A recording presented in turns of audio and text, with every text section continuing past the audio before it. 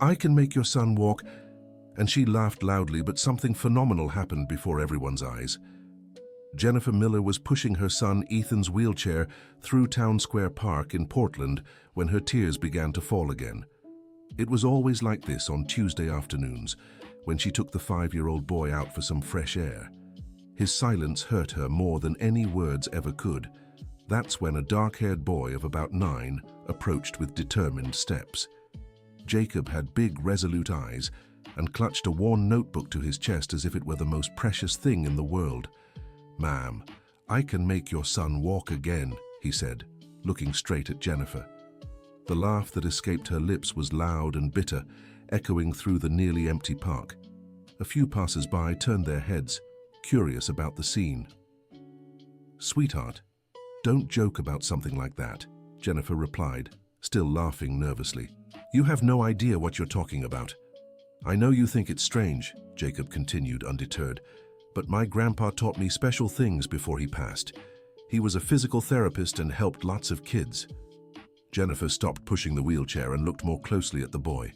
There was something in his seriousness that unsettled her. This wasn't the childish prank she expected. "Listen here, dear," she began, trying to be gentle. "My son hasn't walked in 2 years. The best doctors in New York have tried everything. You're just a child and—" "Let him try, Mom," whispered a faint voice. Jennifer froze. It was Ethan. Her son, who hadn't spoken in months, had just uttered his first words in so long. She knelt beside the wheelchair, her heart racing. "Ethan? You spoke, sweetheart." The boy looked at Jacob with curious eyes and repeated, "Let him try." Jacob opened the notebook and showed pages filled with drawings and shaky handwriting. "See, I know what to do. My Grandpa William taught me before he left. He said sometimes the problem isn't just in the body, but also in the heart." A shiver ran down Jennifer's spine. How did this child know something so specific? She glanced around the park, searching for an adult responsible for the boy. "Where are your parents, Jacob?" "My mom works at the market around the corner. She lets me play here after school. I always see you two coming on Tuesdays. Your son gets really sad, huh?" The boy's simple observation hit Jennifer like a punch to the gut. It was true. Ethan had been drowning in a deep sadness no doctor could explain. "How do you know so much about him?" "Because I have a sister who stopped walking too," Jacob admitted quietly. "Emma is 6 and hasn't walked since he left. But with Grandpa William's notebook, she's getting better." Jennifer looked at Ethan, who, for the first time in months, showed genuine interest in something. His little brown eyes sparkled as he watched Jacob. "Mom, I want to try," Ethan murmured again. "Ethan, my angel, are you sure?" Jennifer asked, her voice trembling. The boy gave a slight nod. Jacob stepped closer and pointed to a specific page in the notebook. "Grandpa William wrote here that every child who stops walking without breaking anything has a pain locked inside. He called it the invisible pain, and I think I know what Ethan's pain is." "What do you mean?" Jennifer asked, alarmed. Jacob pointed to a note in the notebook. "It says here, children who witness family trauma can develop emotional paralysis. That means the body stops obeying because the heart is too hurt." Jennifer's legs nearly gave way. She remembered perfectly the day everything changed. 2 years ago, Ethan had watched his father, Michael, fall from a ladder while changing a light bulb. The fall was terrible, and Michael was hospitalized for 2 weeks. When he came home, Ethan simply stopped walking. "The doctors said there was nothing wrong with his legs," murmured Jennifer, more to herself. "That's right," exclaimed Jacob. "Grandpa William said that when the problem is in the heart, the body gets sick too, but he taught special exercises that help heal both together." Ethan reached his little hand toward the notebook. "Can I see?" Jacob handed him the notebook carefully, like someone lending a treasure. Ethan slowly flipped through the pages, studying the exercise drawings and the loving notes. "This grandpa seems really cool," Ethan commented. "He was the best grandpa in the world," Jacob replied wistfully. "He always said that kids have the power to heal other kids because they understand the language of the heart better than adults." Dear listener, if you're enjoying the story, don't forget to like and especially subscribe to the channel. It helps us a lot as we're just starting out. Now, continuing, Jennifer glanced at the clock. It was almost 5 in the afternoon, the time Michael usually got home from work. He was an engineer at a construction company and always came back tired and weighed down by responsibilities. "Jacob, I need to talk to Ethan's dad first," she said. "Can you come back tomorrow?" "Of course," the boy replied eagerly. "But just one thing. Grandpa William always said the first step is for the child to truly want to get better, and I think Ethan does." "I do," Ethan confirmed, surprising his mother once again with his determination. Jacob waved goodbye and ran off toward the corner market. Jennifer stood there, watching her son, who had started speaking again after so long. The walk home was different from every other Tuesday. Ethan asked questions about Jacob, about the notebook, about the exercises. It was as if a flame had been rekindled inside him. "Mom, do you really think I can walk again?" he asked, as Jennifer pushed his chair down the tree-lined street of Oakwood Heights. "I don't know, sweetheart, but if you want to try, we'll try." "I really want to," Ethan said. "I want to run around the park like before." When they got home, Michael was already in the living room watching the news. He was a tall, strong man, but Jennifer noticed he seemed more hunched over lately. The weight of guilt over the accident was eating at him too. "How was the park today?" he asked, kissing Ethan's forehead. "Dad, I talked today," Ethan exclaimed. Michael nearly dropped the juice glass he was holding. "Talked? What do you mean, talked?" Jennifer told the whole story. The encounter with Jacob, the notebook from his grandfather, the physical therapist, Ethan's words. Michael listened with a mix of hope and skepticism. "Jennifer, you can't take this seriously," he said when she finished. "It's just a kid talking about things he doesn't understand." But Ethan started talking again, Michael, after months of silence. "It could be a coincidence. And what if it's not?" Jennifer countered. "What if it's exactly what we needed? A child who understands another child's pain." Michael let out a deep sigh. Since the accident, he'd carried a heavy guilt. He knew Ethan had witnessed his fall, but he'd never been able to talk about it with his son. It was as if an invisible wall had risen between them. "What will the doctors say if they find out we're letting a 9-year-old treat our son?" Michael asked. "The doctors gave up," Jennifer said firmly. "They said there was nothing else to do, that we just had to wait, and maybe someday he'd get better on his own." Ethan, who had been listening quietly, spoke up. "Dad, I want to try, please." Michael looked at his son and saw something he hadn't seen in a long time: determination. There was a sparkle in Ethan's eyes that he thought he had lost forever. "All right," he finally said, "but let's take it slow. If at any point I think it's harming you, we stop immediately." "Deal," exclaimed Ethan, smiling for the first time in weeks. The next morning, Jennifer was anxious. She had spent the night researching pediatric physical therapy and emotional trauma. She found some articles discussing the connection between psychological trauma and paralysis in children. Apparently, it wasn't as rare as she had imagined. At 3 in the afternoon, she and Ethan were at the park waiting for Jacob. The boy arrived punctually, carrying a notebook and a small blue backpack. "I brought some things Grandpa left behind," he explained, pulling out a few colorful rubber balls and a small rope. "What are these for?" asked Jennifer. "Grandpa used to say healing starts with the hands," Jacob explained. "When a child can move their hands properly, the rest of the body follows." He sat on the grass beside Ethan's chair and opened the notebook to a marked page. "First, we'll do the magic ball exercise," he said. "Ethan, hold this blue ball really tight and try to imagine it warming up in your hand." "What do you mean?" asked Ethan, taking the ball. "Close your eyes and imagine the ball is filled with a warm light that travels up your arm, through your chest, and down to your legs." Jennifer watched skeptically but decided not to interrupt. Ethan closed his eyes and concentrated hard. "It's getting warm," he murmured after a few minutes. "Now open your eyes slowly and try moving the toes on your right foot," Jacob instructed.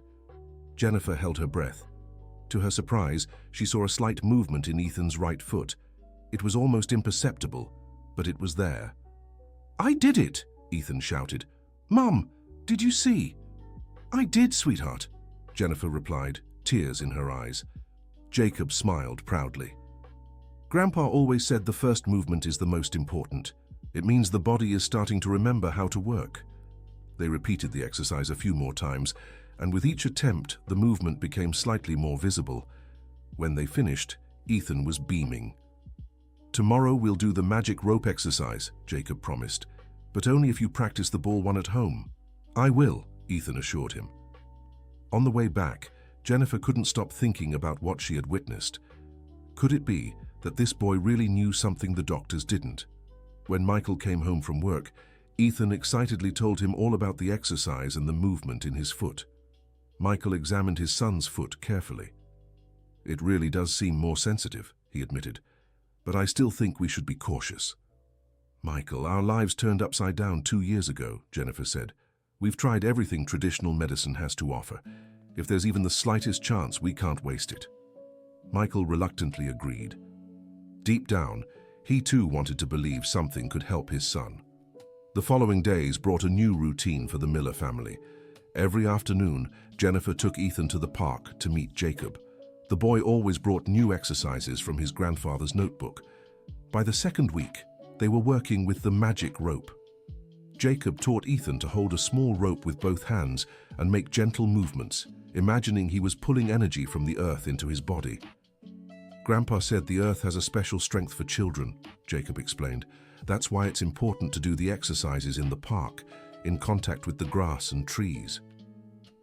By the third week, Ethan could move both feet and even bend his knees slightly. The progress was slow but steady. Then the trouble began.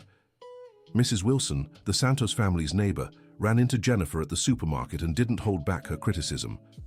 "Jennifer, I heard you're letting some random child mess around with Ethan. That's so dangerous. What if he gets worse?" "He's improving, Mrs. Wilson," Jennifer replied diplomatically. "Improving? Honey, you're fooling yourself. Find a real doctor. Don't waste your time with childish quackery." The conversation left Jennifer shaken. Later, she found out the news had spread through the neighborhood. Some neighbors supported her, but others openly criticized her. On Thursday, the phone rang during dinner. It was Dr. Elizabeth, the neurologist overseeing Ethan's case. "Mrs. Miller, I heard from some colleagues that you're subjecting Ethan to alternative treatments. I need to warn you about the risks. Can you come to the office tomorrow?" Jennifer and Michael exchanged worried glances. The next day, they went to the appointment with heavy hearts. "You need to understand that any unscientific method could cause irreversible harm," the doctor warned. "We're talking about a child with a complex condition." "But he's getting better," Jennifer insisted. He's speaking again, moving his feet. That could be temporary. A false improvement that leads to a significant decline later. I strongly recommend you stop this immediately." Michael was visibly disturbed by the doctor's words. "Jennifer, maybe she's right," he said in the car on the way home. "Michael, you've seen our son's progress with your own eyes. But what if we're causing damage we can't see?" The argument lasted late into the night. Ethan, in bed, listened to his parents talking loudly, and his heart tightened with fear. The next day, Jennifer arrived at the park with Ethan, visibly tense. Jacob noticed right away something was wrong. "Did something happen?" the boy asked. Jennifer told him about the doctor's appointment and the pressure she was under. Jacob listened quietly, with a seriousness beyond his years. "Miss Jennifer, can I tell you something?" "Of course, Jacob." "When my sister Emma stopped walking, my mum took her to lots of doctors too. They all said the same thing, that there was no cure, that we should just accept it, but I didn't accept it." Jacob opened his notebook to a page with a small glued photo. It showed a smiling elderly man next to a girl in a wheelchair. "This is my sister with Grandpa William. This photo was taken the day she started walking again." Jennifer studied the photo carefully. The girl in the picture did look radiant. "Where's your sister now?" she asked. "Emma's at school. She walks normally now, but she's still afraid to tell people how she got better. She thinks they'll laugh at her." "Why would she be afraid of that?" Jacob hesitated before answering. "Because what Grandpa taught was different. He said kids heal kids because they still believe in miracles. Adults always want a scientific explanation for everything." Ethan, who had been listening closely, grabbed Jacob's hand. "I believe you," he said. Jacob smiled and turned to a new page in his notebook. Today we're doing the Brave Heart exercise. It's the most important one. How does it work? Jennifer asked.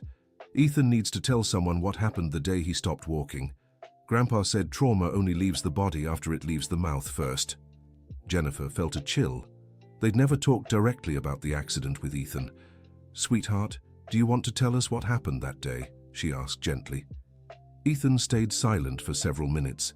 His little hands trembled as he held the blue ball. I'm scared, he whispered.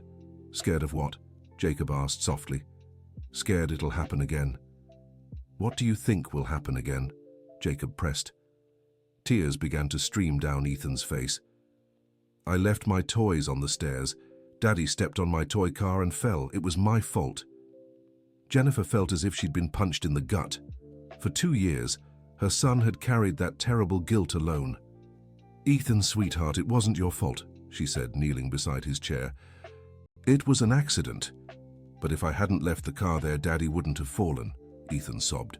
Jacob took the younger boy's hand. Ethan, can I tell you what happened to my sister? Ethan nodded, still crying. Emma stopped walking the day our dad left home. She thought it was because she wasn't a good enough girl. She got so scared of doing something wrong again that her body just stopped listening. How did she get better? Grandpa William taught her to talk to her body, to explain to her little legs that they weren't to blame, that she was a good girl and deserved to be happy. Jacob opened his notebook to a page with a drawing of a child talking to their own legs. Want to try? Ethan looked at his mother, who nodded encouragingly. Little legs, he began timidly. I'm so sorry for leaving the car on the stairs, but Jacob said it wasn't my fault. Can you forgive me? Dear listener, if you're enjoying the story, please take a moment to like and especially subscribe to the channel. It helps us a lot as we're just starting out. Now continuing. What happened next left Jennifer breathless. Ethan moved both legs consciously for the first time in 2 years. Not just his feet, but his entire legs, bending his knees and stretching them again. They forgave me, Ethan shouted, laughing and crying at the same time. Jacob hugged his friend, moved. Now you have to forgive yourself, he said. That's what Grandpa always said. First, we forgive the body, then we forgive the heart. Jennifer was so emotional she could barely speak. She grabbed her phone and called Michael. Michael, you need to come to the park right now. Ethan, he moved his legs. What do you mean, moved? Michael asked, alarmed. Just come, please. You have to see this. Michael arrived at the park 20 minutes later, out of breath from running. When he saw Ethan moving his legs deliberately, he sat down on the grass in shock. Is this real? He asked. It's real, Daddy, Ethan exclaimed. And I want to say sorry for leaving the car on the stairs. Michael approached the chair with tears in his eyes. Ethan, my boy, you don't have to apologize for anything. I should have paid more attention to where I was stepping. If anyone's to blame, it's me. Jacob said accidents happen and no one's to blame, Ethan replied. He said what matters is forgiving and moving forward. Michael looked at Jacob with newfound respect. How did you learn these things, Jacob? My Grandpa William taught me. He said kids understand pain because they feel everything more deeply than adults, and when one child helps another, healing comes faster. Michael knelt beside his son. Ethan, do you forgive me for falling and scaring you so much? I forgive you, Daddy. And do you forgive me for the car? There's nothing to forgive, son. But if it makes you feel better, I forgive you. Father and son embraced, and Michael could feel Ethan's legs pressing against his back during the hug. Jacob watched the scene with a satisfied smile. He turned to a fresh page in his notebook. Now that you've forgiven each other, let's move to the next exercise. This one's special because it needs Dad, too. What do I have to do? Michael asked. You'll stand in front of Ethan and hold out your hands. Ethan will try to reach your hands with his own, but to do that, he'll need to use the strength in his legs. Won't it be dangerous? Jennifer worried. No, if Ethan doesn't push too hard, it's just so he can feel he can trust his legs again. Michael held his hands at Ethan's chest level. The boy focused, held the little blue ball in one hand and tried to reach his father with the other. To manage it, he had to lean forward, and automatically, his legs tensed to balance the movement.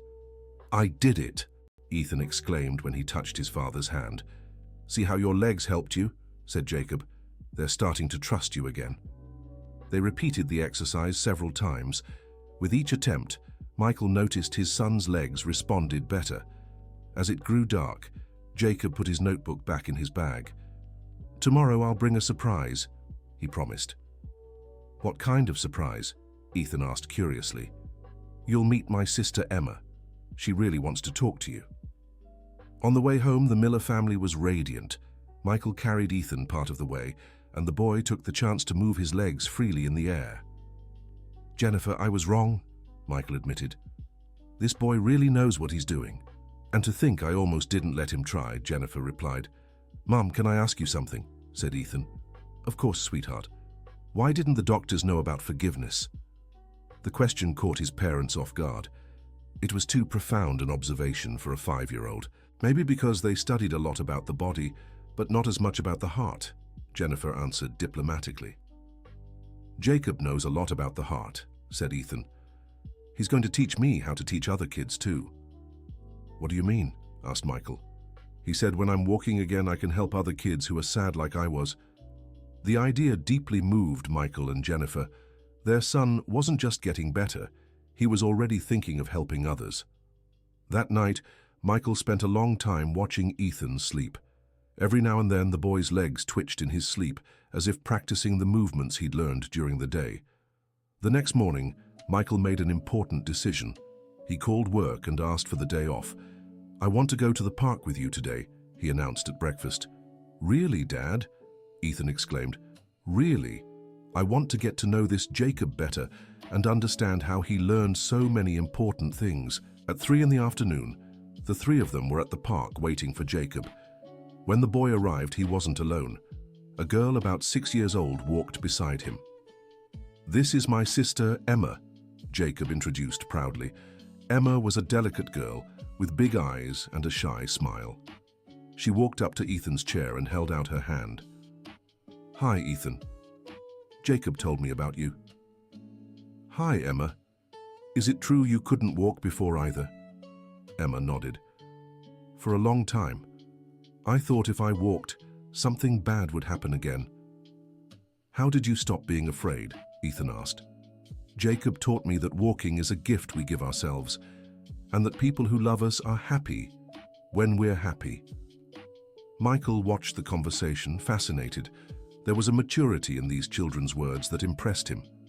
"Jacob, can I ask you something?" he said. "Of course, Mr. Michael. How did you decide to help Ethan? You didn't even know him." Jacob thought for a moment before answering. "My grandpa always said when we learn something important, we have to share it. If I kept the notebook just for me and my sister, it'd be selfish." "But weren't you afraid it wouldn't work?"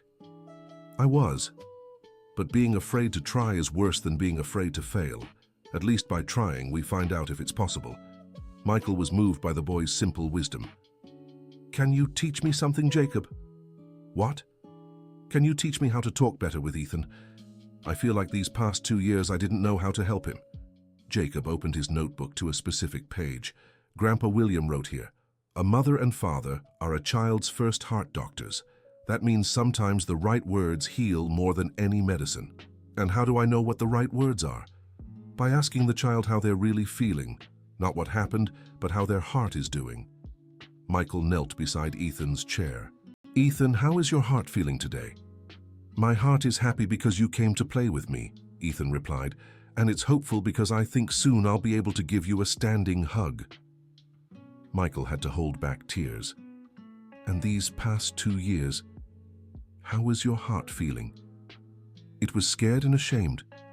Scared you might fall again, and ashamed because I thought I was a bad boy. And now I know I'm a good boy, and accidents can happen to anyone. Jacob taught me that." Michael hugged his son tightly. "I learned something today too, Ethan. I learned I need to ask more about your feelings, not just your symptoms." Jacob smiled, satisfied. "That's very important, Mr. Michael. Grandpa used to say symptoms are just what shows on the outside. What really matters is what's inside." Emma, who had been quietly watching, stepped forward. "Ethan, want to try and exercise with me?" "What kind?" "Let's walk together. I'll walk, and you move your legs in the chair like we're stepping at the same time." "What's that for?" Jennifer asked. "So Ethan's body remembers what walking feels like," Jacob explained. "Grandpa called it shared muscle memory." Emma began walking slowly beside the chair, and Ethan moved his legs in rhythm. It was like a silent, moving dance. "It feels like I'm really walking," Ethan exclaimed. "Because you are," Emma said. "In your own way, but you are." They continued for several minutes. Michael and Jennifer watched in awe at the dedication and care the two children showed. When they stopped, Jacob checked his notebook again. "Tomorrow, we'll try the first step exercise," he announced. "What's that?" Ethan asked eagerly. "You'll try putting your feet on the ground and feeling the grass. Just feeling, not trying to stand yet." "I can do it," Ethan said. "Easy, sweetheart," Jennifer said. "Let's take it slow." "Mum's right," Jacob agreed. "Grandpa always said, hurry is the enemy of healing. Every step has its own time." That evening, as they said goodbye, Michael asked for Jacob's mother's number. "I'd like to talk to her," he explained. "I want to understand all this better." Jacob wrote the number on a piece of paper. "My mom's name is Susan. She works at the Central Market in the deli section. She believed in Grandpa William too." That night, Michael called Susan. Their talk lasted over an hour. Susan shared that her father, William, had been a physical therapist for 40 years before retiring. Specializing in children, he always believed many physical issues had emotional roots. William developed his own methods over the years, Susan explained. He combined traditional techniques with psychological care. He said children don't lie about pain. If a child says they can't walk, there's always a reason. And it worked? It did. He helped many families over the years. When he knew his time was near, he passed everything he knew to Jacob. Said the boy had a natural gift for understanding other children. Why did Jacob want to help my son? Because he saw in Ethan the same sadness Emma had. Jacob is very sensitive to that. Since he was little, he notices when a child is suffering inside. Michael hung up the phone with a deep sense of gratitude. He understood his family had been blessed by this encounter. The next day, as promised, they met for the first step exercise. Jacob chose a spot in the park where the grass was softest. "Ethan, let's take off your shoes and socks," he said. "It's important to feel the grass directly." Jennifer helped prepare her son.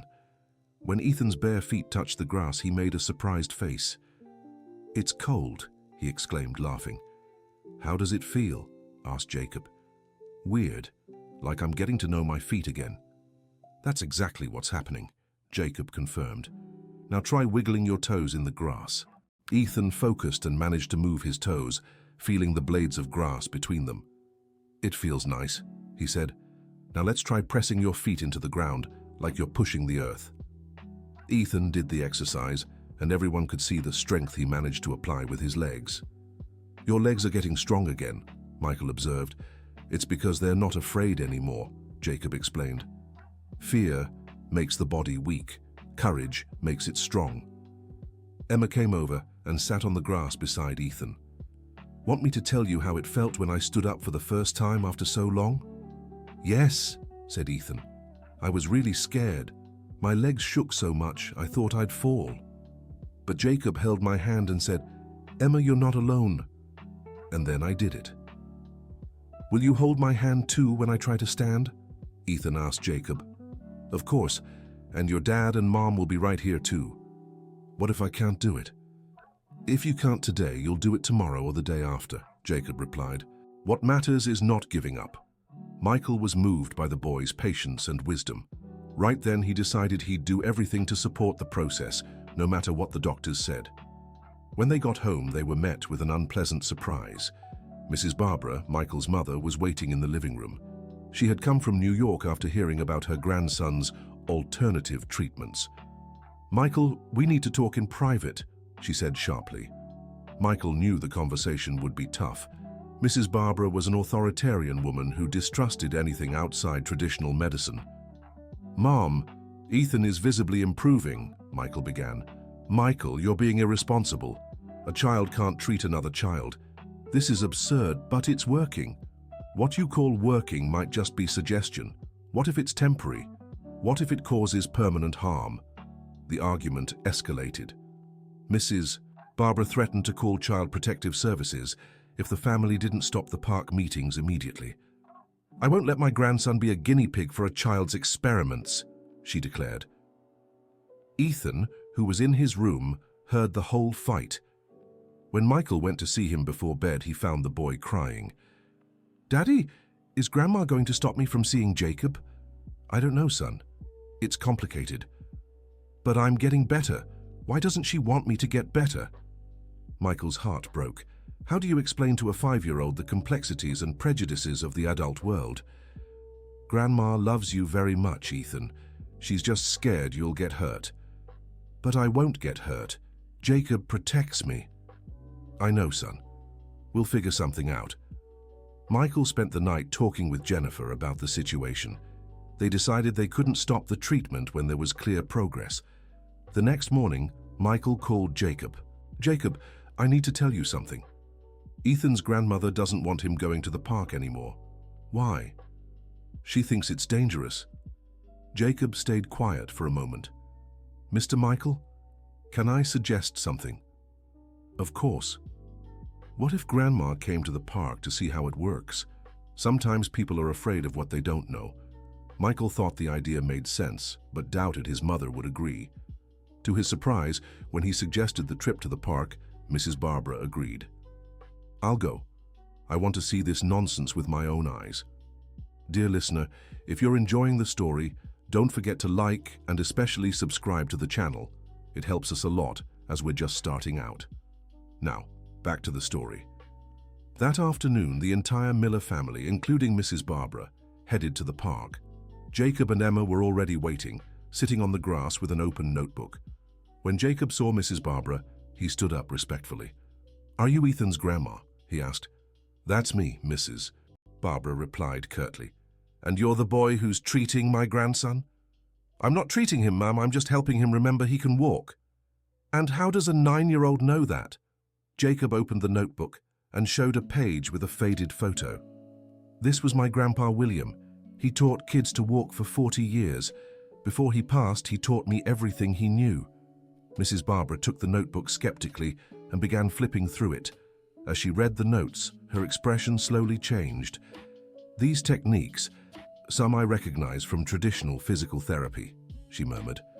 "Grandpa said he used science, but he also used his heart," Jacob explained. "Grandma, do you want to see what I can do now?" Ethan asked eagerly. Mrs. Barbara nodded. Jacob helped Ethan position himself in the chair, and they began the exercises.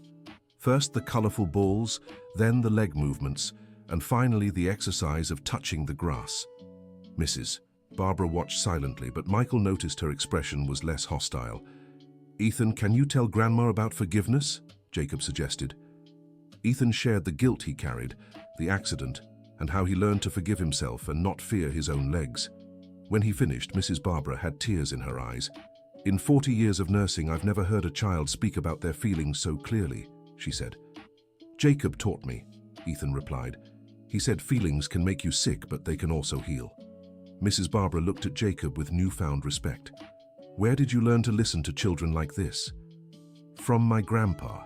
He said kids tell the truth when they feel safe." "And did you always know you wanted to help other kids?" Jacob thought for a moment. "When Emma stopped walking, I was really sad. Then Grandpa taught me that shared sadness gets smaller and shared joy gets bigger. So I decided to share the joy of walking." Mrs. Barbara knelt beside Jacob. "Will you forgive me for doubting you?" "Of course, you were protecting Ethan. That's what loving grandmas do." Jacob's simple, generous answer moved Mrs. Barbara deeply. "Can I see the rest of the notebook?" she asked. Jacob handed it over, and Mrs. Barbara spent the next hour studying William's notes. She recognized many techniques validated by modern physical therapy, but adapted specifically to address emotional aspects. "This man was way ahead of his time," she remarked.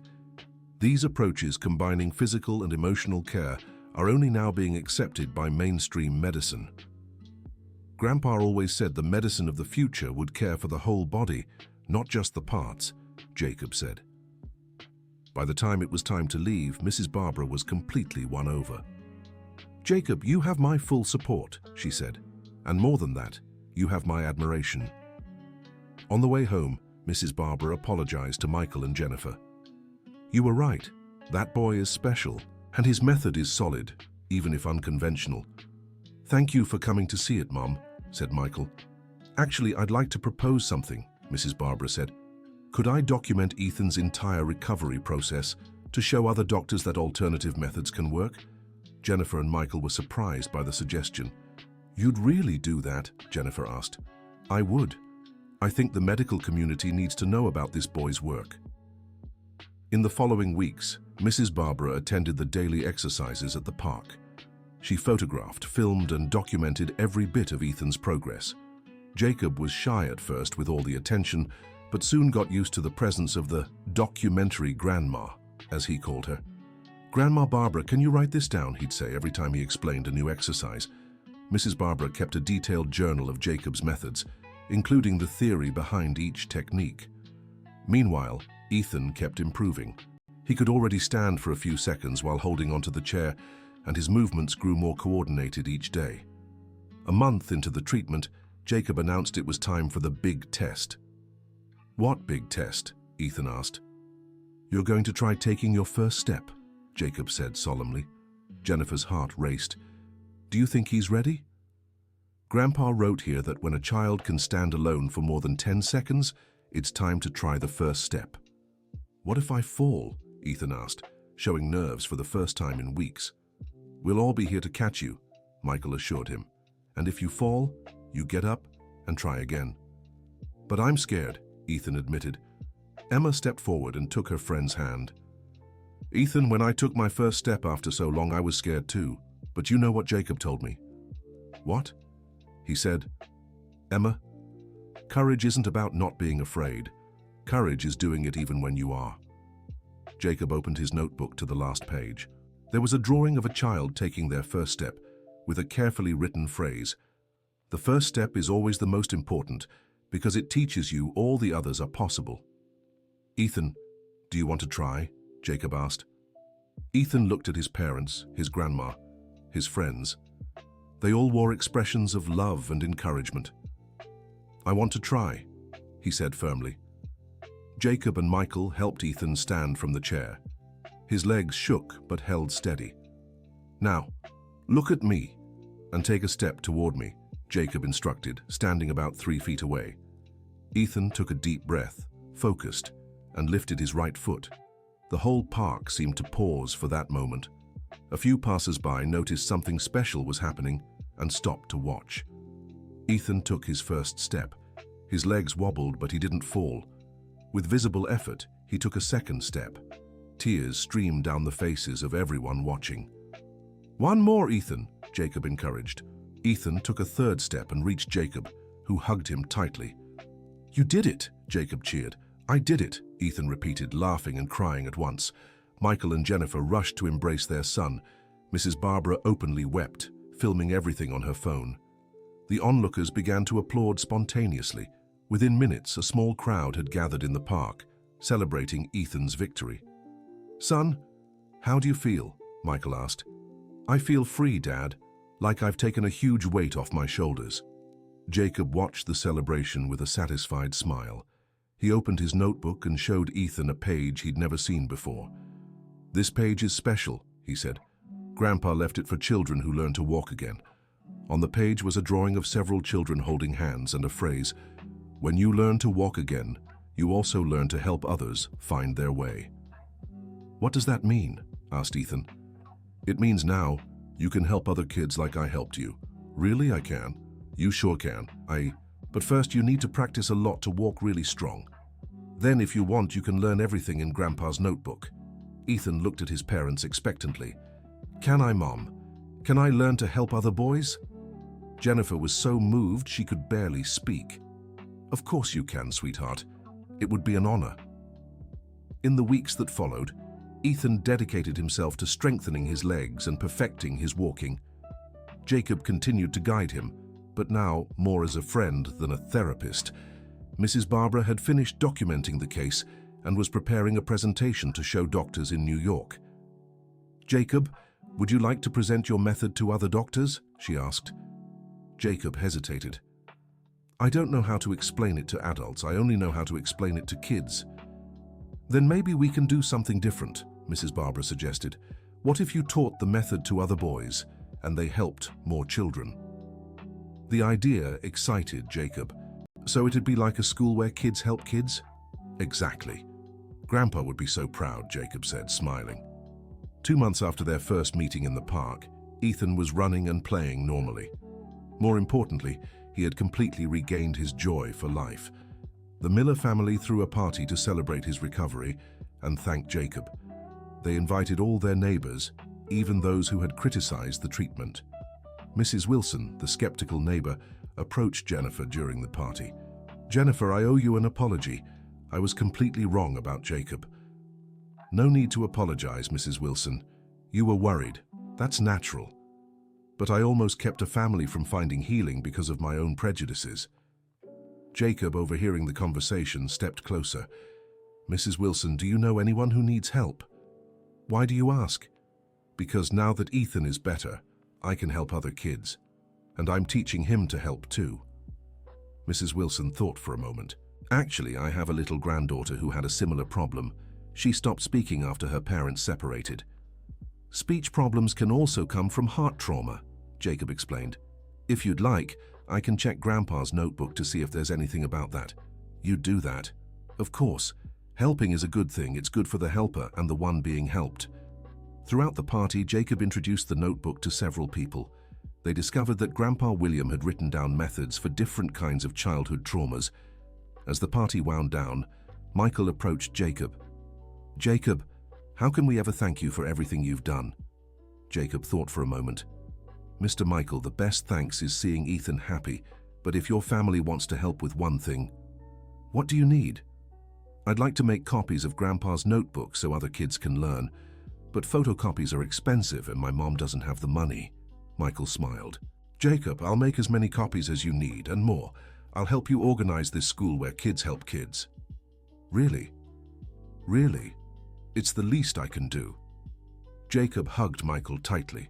"Thank you. Now so many kids will be able to help so many others." 3 months later, the Grandpa William project was running in 3 neighborhoods in Portland. Jacob had trained 12 children between 8 and 12 years old to use the methods from the notebook. Ethan, now 6 years old and running everywhere, was Jacob's main assistant. He especially helped children who had gone through family trauma. "It's easier to trust someone who's been through the same things we have," Ethan would explain to the parents of the children they worked with. Mrs. Barbara had managed to present their work at a pediatric conference in New York. Several doctors were interested in the method, and some hospitals began incorporating similar approaches. "Jacob is revolutionizing children's medicine without even realizing it," she remarked to Michael. One day, while Jacob was working with a girl who had stopped walking after witnessing an accident, he received an unexpected visitor. It was Dr. Elizabeth, the neurologist who had been treating Ethan. "Jacob, I came here to apologize to you," she said, "and to learn from you." Jacob was surprised. "Learn from me?" "Yes. Your method achieved something all my medical training couldn't. Ethan is completely healed, and you did that with nothing but love and patience." "And with Grandpa's notebook," Jacob added modestly. "Jacob, would you be willing to teach your methods to my medical team?" Jacob looked at his grandfather's notebook, then at the doctor. "Can I ask you something?" "Of course." "Do you promise you'll use this to really help children, not to make money or become famous?" Jacob's direct and innocent question deeply moved the doctor. "I promise, Jacob. I want to learn so I can better help my patients. Then I'll teach you, but on one condition." "What is it?" "The children who get better will also learn to help other kids. That way, Grandpa William stays alive through the good he taught." Dr. Elizabeth, touched, accepted the condition. 6 months later, Jacob's method was being used in 5 hospitals in the region. Hundreds of children had benefited, and many of them had become little volunteer therapists. The story spread through the media, But Jacob always refused interviews. "I don't want to be on TV," he'd say. "I want the kids who got better to be on TV, to give hope to other families." On a special afternoon, exactly 1 year after their first meeting in the park, the Miller family organized a celebration. Present were Jacob, Emma, Mrs. Barbara, Dr. Elizabeth, Susan, Jacob's mother, and over 20 children who had been helped by the project. Ethan, now 6 and full of energy, gave a heartfelt speech. "A year ago I was in a wheelchair and thought I'd never walk again. I didn't talk either because my heart was too sad. Now I run, jump, play, and help other boys who feel as sad as I did. All of this happened because Jacob believed in me when even I didn't believe in myself." Jacob, now 10, was visibly moved. "Ethan, you taught me that when we help someone, we get better too. Before I met you, I was still sad that Emma stopped walking. But after seeing you improve, I understood that sadness turns to joy when it becomes help." Michael stood up to speak. "Jacob, you've changed our family forever. But more than that, you've shown that love and dedication can heal things medicine alone can't. You've proven that sometimes the simplest solution is the most powerful." Dr. Elizabeth also wanted to share. "As a doctor, I've learned from Jacob that listening to a child's heart is just as important as examining their body. That asking, 'How are you feeling?' can be more effective than any sophisticated test." Mrs. Barbara, holding the documentation notebook, announced, "Jacob's work has been officially recognized by Columbia University as an innovative method of integrated child therapy. He has received an honorary certificate of merit." Jacob turned red with embarrassment from all the attention. "Grandpa William is the one who deserves the certificate," he murmured. "I just did what he taught me." Emma walked over to her brother. "Jacob, Grandpa is proud of you, I'm sure of it." "How do you know?" "Because I dreamed about him last night. He was smiling and said you made his notebook travel far beyond what he ever imagined." Late in the afternoon, when everyone had already left, Jacob stayed alone in the park with his grandfather's notebook. He opened it to the first page, where there was a faded photo of William smiling. "Grandpa, I hope I did everything right," he whispered. "A lot of kids have already gotten better, and so many more will too. Your notebook is helping the whole world." A gentle breeze rustled the leaves of the trees, almost like a tender reply. Jacob tucked the notebook into his backpack and stood up to head home. As he was leaving the park, he saw a mother pushing a wheelchair with a girl about 7 years old. The girl watched sadly as other children played. Jacob hesitated for a moment, then walked over. "Excuse me, ma'am. My name is Jacob.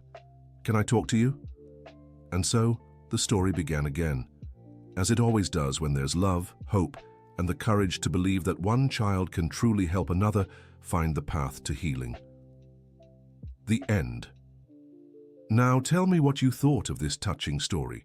Do you believe Jacob made the right choice by teaching other boys? Share your honest thoughts in the comments.